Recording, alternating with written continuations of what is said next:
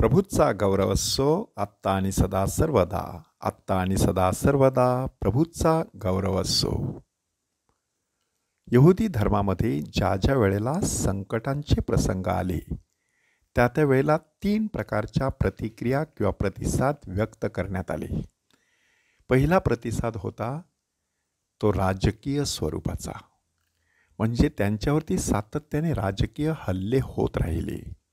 सुरुवातीला असिरियाने हल्ला केला, त्यानंतर बाबिलोनने हल्ला केला, त्यानंतर पर्शियाने हल्ला केला, त्यानंतर ग्रीकांनी हल्ला केला आणि शेवटी रोमनांनी हल्ला केला.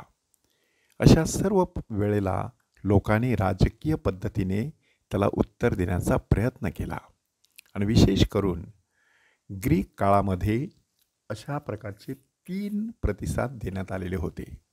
हा पहिला प्रतिसाद मक्काबीच्या पुस्तकामध्ये आपल्याला वाचायला मिळतो आणि दुसरा प्रतिसाद आहे दृष्टांताचा. दृष्टांताचा प्रतिसाद ह्याचा अर्थ असा की साक्षात परमेश्वर आपल्याला मार्गदर्शन आणि मदत करण्यासाठी आपल्यामध्ये अवतरणार आहे. जर परमेश्वर अवतरणार असेल तर आपण फक्त त्याची वाट पाहायची आणि त्यासाठी दानिएलाचं पुस्तक, प्रकटीकरणाचं पुस्तक, ह्या पुस्तकामध्ये बरेचसे दृष्टांत देण्यात आलेले आहेत. तसे दृष्टांत जखर्याच्या पुस्तकात आणि इतर अनेक पुस्तकांमध्ये देण्यात आलेले आहेत की साक्षात परमेश्वर स्वतः हस्तक्षेप करून आपली मुक्ती करणार आहे.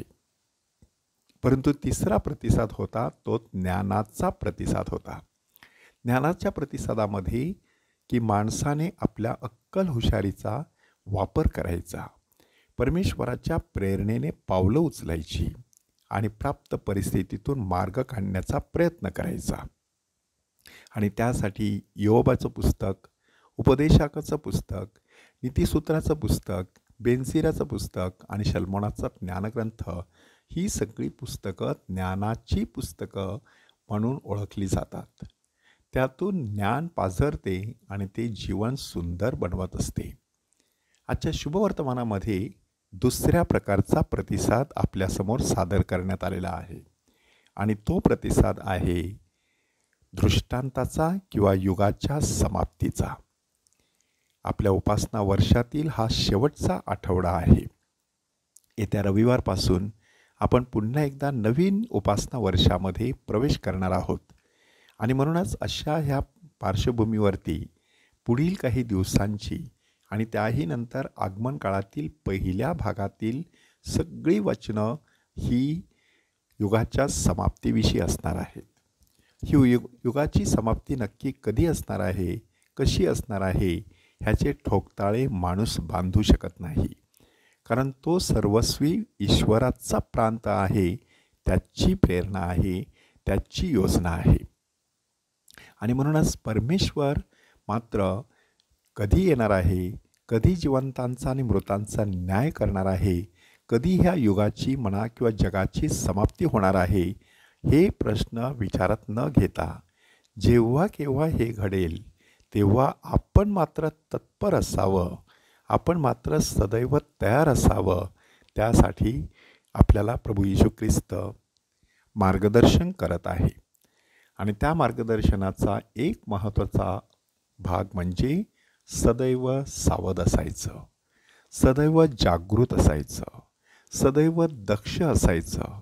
कोणतीही गोष्ट गृहीत धरायची नाही, कोणत्याही गोष्टीवरती सहज विश्वास ठेवायचा नाही, परमेश्वराकडे चिन्ह मागायची नाहीत, तर आजूबाजूला जी चिन्ह घडत आहेत त्यापासून शिकायचं.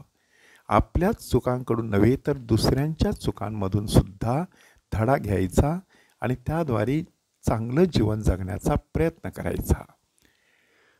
थॅड शार्डाइन नावाचा एक विचारवंत होऊन गेला.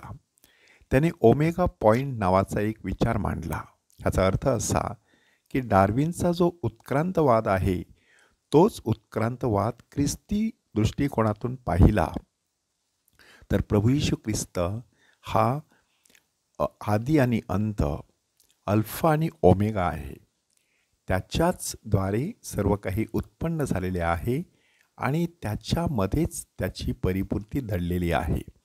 प्रभू येशू ख्रिस्त हा ओमेगा पॉईंट आहे. म्हणजे आपली सगळी ख्रिस्ती श्रद्धा आपल्याला त्या दिशेने मार्गक्रमण करण्यासाठी मार्गदर्शन करत असते.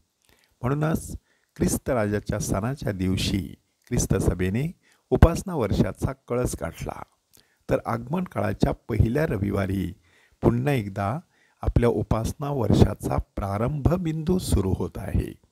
आणि ह्या दोहोंमध्ये हा आठवडा आपण साजरा करत आहोत. म्हणून आपल्या जीवनाकडे आपण डोकावून पाहायचं की ज्या वेळेला माझ्या जीवनात प्रसंग निर्माण होतात तेव्हा मी नक्की कोणत्या प्रकारचा प्रतिसाद देतो. राजकीय प्रतिसाद, ज्ञानाचा प्रतिसाद की दृष्टांतवादाचा, युगाच्या समाप्तीविषयीचा प्रतिसाद. विशेष करून युगाच्या समाप्तीविषयीचा प्रतिसाद देण्यासाठी आपल्याला काळाची चिन्ह ओळखता यावीत आणि जागृत राहून, दक्ष राहून योग्य प्रकारे प्रभूच्या आगमनाची तयारी आपल्याला करता यावी अशी कृपा परमेश्वराकडे मागूया. प्रभूचा गौरव असो आत्ता आणि सदा सर्वदा. आत्ता आणि सदा सर्वदा प्रभूचा गौरव असो.